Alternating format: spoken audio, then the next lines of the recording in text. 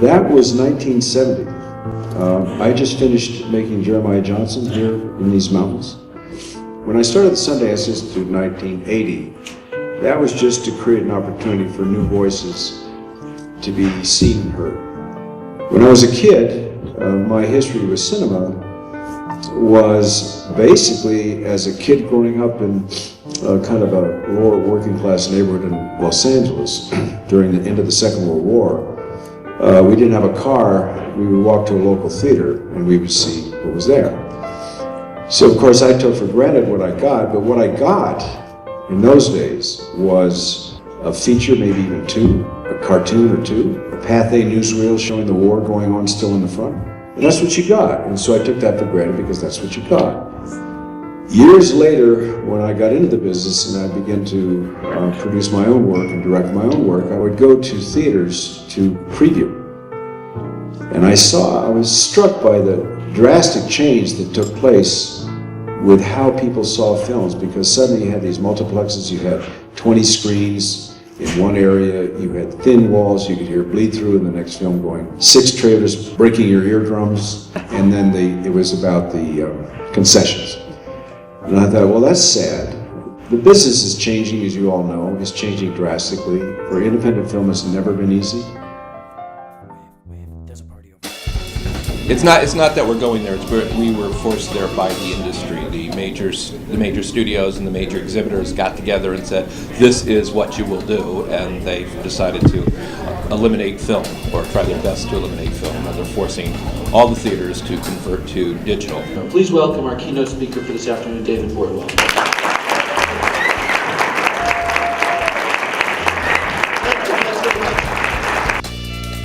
Stay right here.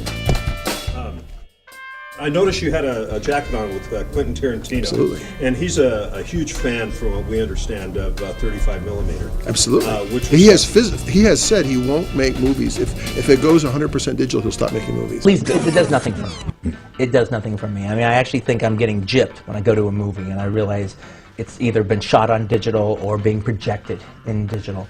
I mean, some people feel differently about this, but I think it's the death keel. I think it's the death rattle, and you know, I do. And I also have even another whole aspect about it. You know, I've always believed in the magic of movies, and to me, the magic of movies is connected to 35 millimeter, because everyone thinks, you can't help but think, that when you're filming something on film, that you're recording movement.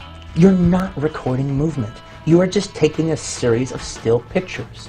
There's no movement in movies at all. They are still pictures. But when shown at 24 frames a second, through a light bulb, it creates the illusion of movement. So thus, as opposed to a recording device, when you're watching a movie, a film print, you are watching an illusion. And to me, that illusion is connected to the magic of movies. 35 millimeter has been around for over 100 years with very few changes. And it works, it looks good, but it's not, it takes a person to run it. What we're talking about is from the late teens and the early 30s, and very important during film history, we have the formation of that industry as a mature oligopoly. One of the most developed entertainment oligopolies in the history of civilization. For the big 5 companies, the studios, the integration of production, and exhibition with distribution, which is where the real money has always been. That really was a triumph of American capitalism. And through that vertical integration and oligopolistic control, they managed, in the course of the history of the studios, to control about 3/4 of the domestic box office. And they acted in concert. They were competitive, of course, but they were also very cooperative. They formed a trade association as far back as 1922. And they formed the Academy at the end of the 20s, particularly important for technological change, I think, to coordinate technological change. The first big test of this, I think, was the coming of sound. And what they did was very energetic and enterprising. They coordinated the various stakeholders. First, there were supply firms, the companies that manufactured the technology, the companies that provided the services. They had to coordinate another set of stakeholders, the crafts, the various members of guilds, unions, and particularly the American Society of Cinematographers. And they had to coordinate the more sort of techie or nerdy side of the industry, the Society of Motion Picture Engineers, which was founded to set standards and practices. All the studios had to merge and blend their interests via these clearinghouses. The groups consulted, they pooled information, and settled on best practices and the preferred technologies. This, to me, is a model for how technology happens in the American cinema. And since technology in the American cinema is very largely the technology of the rest of the world, this has enormous consequences for the history and, of course, the future of film. That's the first question I have. What's the future of film? Film as a capture medium will still be around for quite a while, I think, because there are enough people who see advantages in it, and it will have an almost retro aspect to it. I mean, this is the same time, it's funny that during the digital conversion, Paul Thomas Anderson makes a film on 70 millimeter film, So I think as a capture medium, it'll probably take quite a while, but it'll be the manufacturing of film for that will be a very small market, a niche market. For showing, 35 will only be in archives, I think. Within 10 years, I'd be very surprised if any commercial cinemas were showing 35 millimeter. I don't think we'll ever go back to the days where the studios had their own theaters all the way up and down the line all across. But it's once again, the big players are getting together to work it out. So it's AT&T all over again. You break them up and they eventually come back together. This is a scary transition. It's probably the biggest thing that's hit the movie industry since sound. It was real good for the major chains. This transition to digital, whether you want to say it was intentional or just a coincidental nice benefit to them, it locks them in again to where they again control a vast majority of screens that are in the US. So access for independence and alternative content is greatly reduced. It was certainly not designed for the little mom and pop theater. It was not designed for the art house theater. It was designed for the commercial McDonald's type movie theaters. It is part of the McDonaldization of the movie industry. And it's a fait accompli. We have to do it. We've lost hundreds of theaters over the last 20, 25 years. We just didn't notice because the multiplexes were being built to replace them. So, what's your name? Austin McCann. Okay, and where's your theater? Theater's in Champaign, Illinois. So basically when we learned about the digital conversion and the amount of money it was going to cost, like a lot of art houses, we don't make enough money to have $100,000 sitting around, and it was privately owned. The person who was running the business was like, well, I just barely break even. I'm not going to about to put $100,000 in this. We have a grant to start us, and we're going to do a capital campaign this year to get enough money to at least start the digital process. But no, they're going to squeeze every penny. They're going to squeeze every penny. Once they get you set up, they've got you. And if you can't pony up, they're not interested. I think it's going to be pretty problematic for the exhibition side of this equation. I mean, I've predicted, you have it on tape, maybe you can play this back in 6 years. I don't think that Regal will survive their transition to digital. But they're pretty big to be I mean, they've got a lot of debt already and pretty big to bankrupt and come out, in one piece as they are.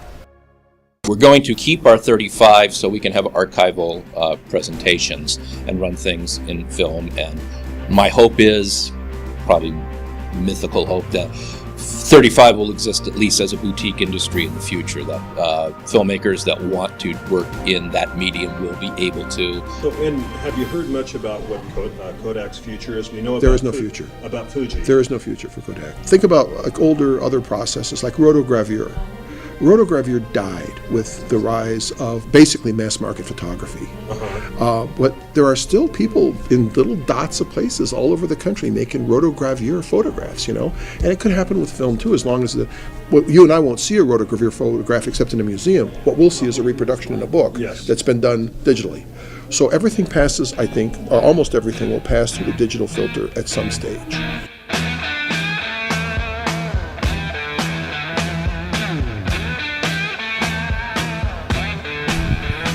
Going? Okay, sweet. Our theater is located outside of Philadelphia. Both started as single screens, and one theater we actually did the division, and the other, when we took over, it had already been carved up. So at the county we have 3D in one screen. In Ambler we actually have a 4K projector with 3 capability in the front auditorium. You know, I am a big DCP proponent. I love the way it looks. A lot of people feel really strongly still about 35. But the prints we were getting sometimes had screened at festivals, had screened at other theaters, and by the time they got to us, they were scratched, the sound was a little damaged, maybe there were some other issues with the film that we weren't showing the absolute best possible image we could be showing. Sometimes we get really lucky and get a pristine print and it would look really well, but all it took was, you know, one projectionist accidentally leaning in the wrong place and then their lapel kind of, you know, rubs against the film and then you've got a green scratch through the whole thing and it's ruined. Just the visual image always looks exactly the same. It's crisp, clear, beautiful. There are many hi-fi people out there who would say, you know, there's a warmth missing, there's, you know, a personal touch missing, that, you know, when you switch from records to iPods, you know, you have that same issue. We sort of look at 35 as vinyl in the record business. Compare the kind of digital film conversion and digital audio conversion. The British phonographic industry released figures that showed that vinyl sales had actually increased in the last 2 years. I think it's going to take a few years before having the 35 millimeter and being able to show archival prints is really going to come back strong, kind of the way vinyl died and people threw away or sold their old records, and now there's a real niche market for vinyl. It allows us to consistently bring the best possible image and the freedom to do the type of things that we want to do. We want the movies to be blow you away perfect. You know, if there's 4K content available now, we can see a future where maybe in 2 years, some films or even repertory films are coming out in 4K, and we want to be able, if our patrons say, are you showing this in the best possible quality, to say yes. When we were able to be digital, and I asked for it, we got it much earlier than we would have had we still been 35 millimeter. There just wouldn't have been the number of prints out there that they could actually get to somebody.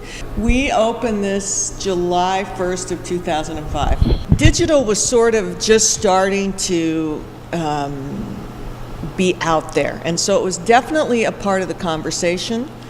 But at the time, the cost was just enormous. I bought used 35 millimeter equipment based on the fact that at some point I knew that we would be converting to digital.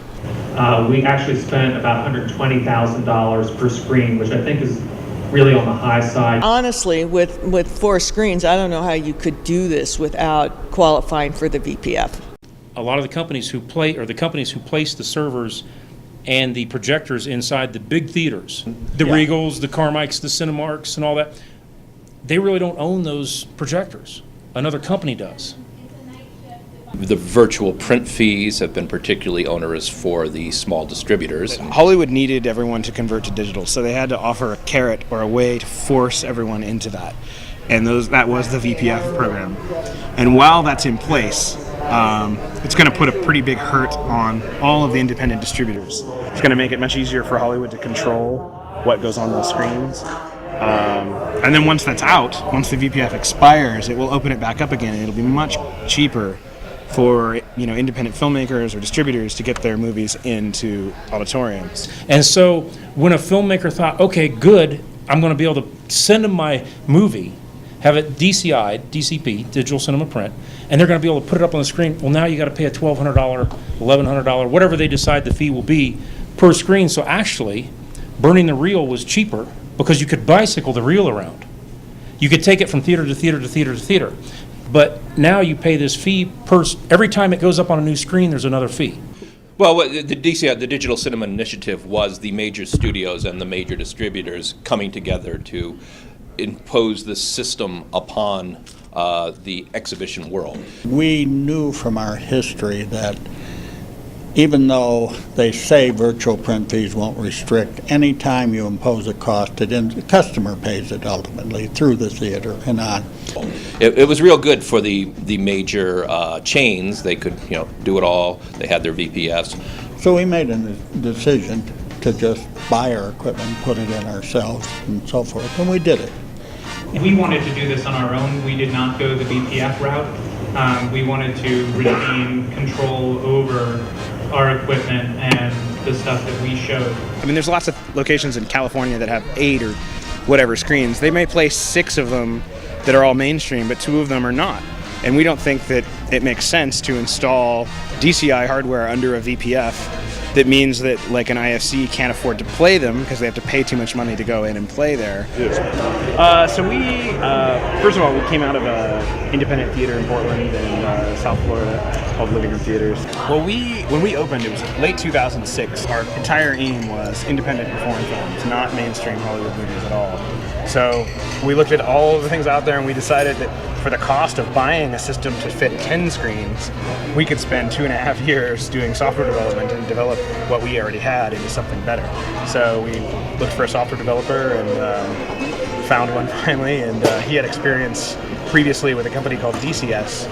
And so he came on board and we developed our software. So now, years later, we're now offering it to other theaters on a lease basis. It doesn't do DCI compliant playback, so it doesn't work for studio titles. 35 was obviously a lot less expensive. Back in the day when we were selling new equipment, you could put together a package for $15,000 for a nice 35 millimeter projector setup.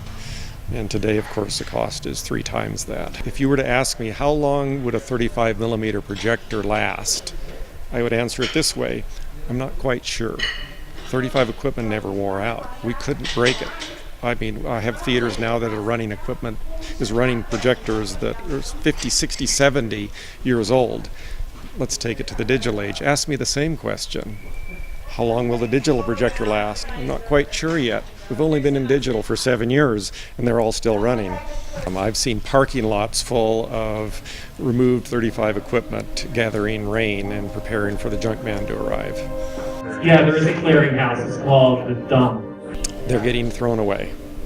Yeah, I think you can have them scavenged. Actually, we had someone come in for the metal. I don't know. Did we throw away our platter for one? We kept the. We have them all in our back room. Yeah, we still have them. They're sort of also just pulled out, sitting in our projection booth right now. We do have one complete setup that we've maintained upstairs. It's not functional, but it is still there. So that was part of the deal that we needed to keep one full setup. All of these things are functionally computers. So they are circuits. I remember being in a class when I was in grade school and someone said, when you flip on a TV or you flip on your computer, think of it like a candle. It has a finite wick and it's going to eventually get to the bottom and it'll be dead. Boards will die, cables will, get scorched and fray. All kinds of little kind of ghost in the machine issues start to crop up as equipment gets older. Computers don't break. What happens is they become so slow, or they won't run the latest software that you can't take it anymore, and you throw away a perfectly good operating machine and buy a new, faster, sleeker, sexier machine. I feel really bad. A lot of the people that are at the Convergence, this is our 3rd year here, all these art houses, they're like, oh, we're doing our capital campaign, we're getting our projector and all that. And, the one thing that I constantly say is you have to look at it, you're going to be doing this again in 7 to 10 years. Like, don't think that this is like your one campaign and then it's all good. You've got to budget and plan for the fact that you need to replace all of this equipment again. One of the things we also know about computers is that you throw away one about every 3 or 4 years. It's true of cameras because now every few months someone comes along and says, here's the new thing. Now it was ViperStream, then it was Red, now it's Alexa, but now Red has got a new camera, and so on. And so all the professionals have to keep learning new systems, new codecs, new everything. I mean, it's just unbelievable what these guys have to keep up with. I mean, in the old days, it was just like Kodak would introduce a few film stocks every few years, and that was about it. At some point, everything goes digital. And I think that presentation will be one of those things that has to be like ultimately all digital, just like all books are now produced digitally. It just depends on, the quality of the digital. Some digital is rather good quality, some is not. But it's an inevitability. One of the things that we're proud of at Sundance, because we're about development and we're about content. So wherever the content goes, we're going to follow it because we're able to follow it, as long as we stay true to our purpose, which is to always be supporting new voices.